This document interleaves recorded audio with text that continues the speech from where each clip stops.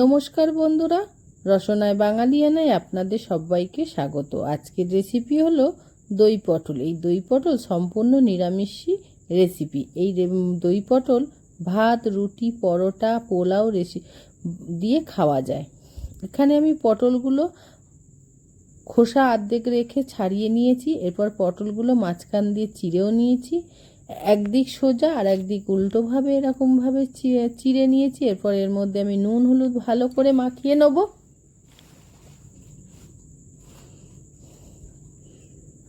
বন্ধুরা, ভিডিওটা প্রথম থেকে শেষ অবধি দেখবেন। অনুরোধ রইল, ভালো লাগলে লাইক অ্যান্ড সাবস্ক্রাইব করবেন।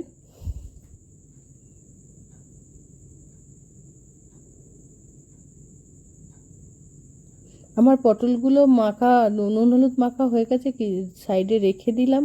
এরপরে একটা মশলা বানিয়ে নেব। আদা, কাঁচা লঙ্কা আর একটা পেস্ট,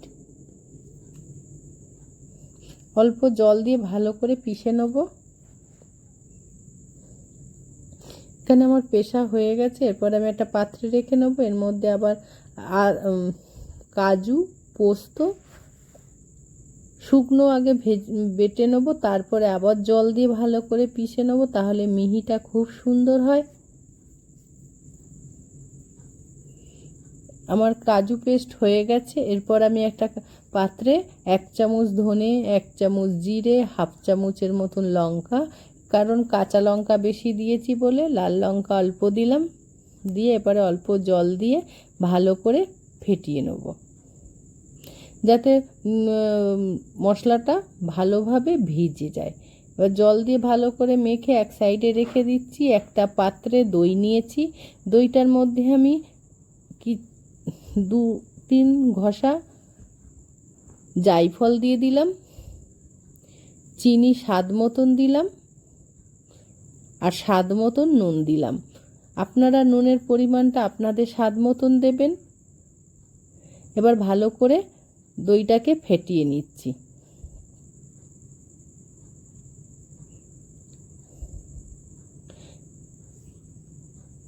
আমার দইটা ফেটানো হয়ে গেছে। এরপর আমি একটা গ্যাসের মধ্যে কড়া বসিয়ে গরম করে নিয়েছিলাম। কড়াটা গরম হয়ে গেছে, তার মধ্যে আমি তেল দিয়ে দিচ্ছি। তেলটা গরম হয়ে গেছে। এরপরে পটলগুলো দিয়ে লাল লাল করে ভেজে নেব।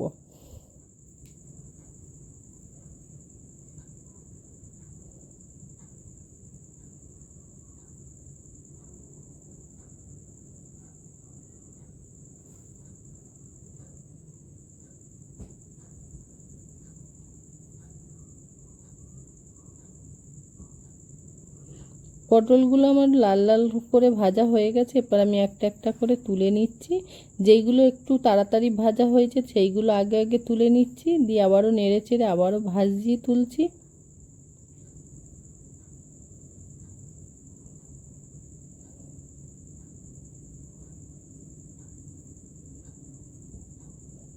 এবার পটলগুলো আমি সব তুলে নিচ্ছি। ভাজা হয়ে গেছে। এরপরে আমি ওই তেলের মধ্যে আমি গরম মশলা ফোড়ন দিচ্ছি, দারচিনি, এলাচ, লবঙ্গ, জয়িত্রী আর গোটা গোলমরিচ দিয়ে একটু ভাজা ভাজা হয়ে সেন্ট ছাড়লে তারপর ধনে জিরের পেস্টটা দিয়ে দেবো, দিয়ে ভালো করে কষিয়ে নেব।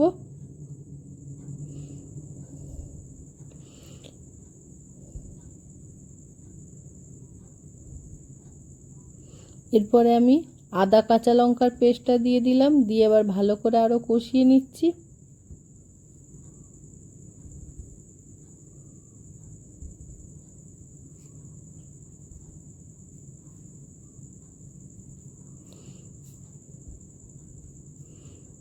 এরপরে আমি কাজু পেস্টটা দিয়ে দিচ্ছি, দিয়ে আবারও ভালো করে কষিয়ে নিচ্ছি।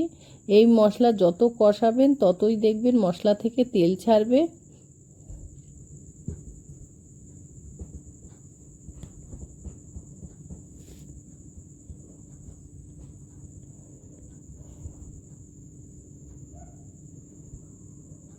মশলা আমার দেখুন কষতে কষতে জল শুকিয়ে গেছে। এরপরে আমি এর মধ্যে হালকা ওই কাজু পোস্ত বাটার জল দিচ্ছি, দিয়ে আবারও ভালো করে কষিয়ে নিচ্ছি। সামান্য জল দিয়ে দিয়ে কষতে হবে, কষলে দেখবেন তরকারির স্বাদই অন্যরকম হয়ে যাবে।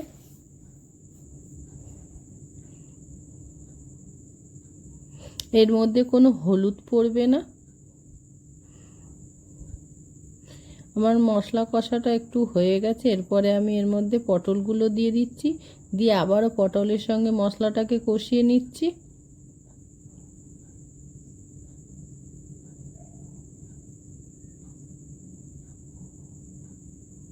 দিয়ে ওপর দিয়ে আবারও একটু জল দিয়ে আবারও কষাতে লেগেছি।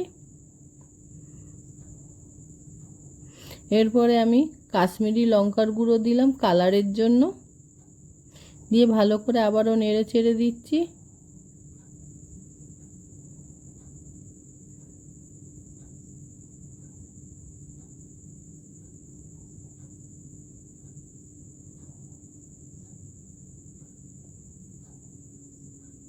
দিয়ে এবারে ফ্যাটানো দইটা আমি এর মধ্যে দিয়ে দিচ্ছি, দিয়ে এবার ভালো করে নেড়ে দিচ্ছি। দইটা দেওয়ার সময় গ্যাসটা একদম আস্তে করে দেবেন, তাহলে দইটা খুব সুন্দরভাবে মিশে যাবে, মিশতেও সুবিধা হবে আর দইটা কেটেও যাবে না।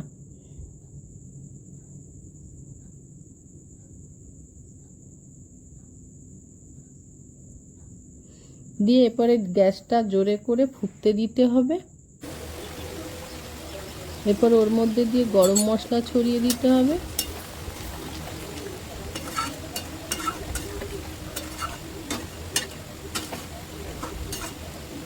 গরম মশলার পর এবারে সামান্য ঘি দিয়ে দেবো।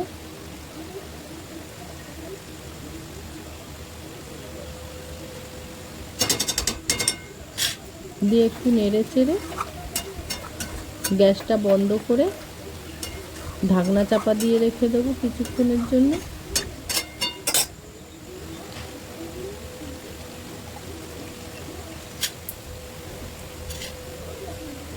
দিয়ে এরপরে ঢাকনাটা সরিয়ে এরপরে আমি পরিবেশন করব। বন্ধুরা, ভিডিওটা প্রথম থেকে শেষ অবধি দেখবেন, ভালো লাগলে লাইক অ্যান্ড সাবস্ক্রাইব করবেন।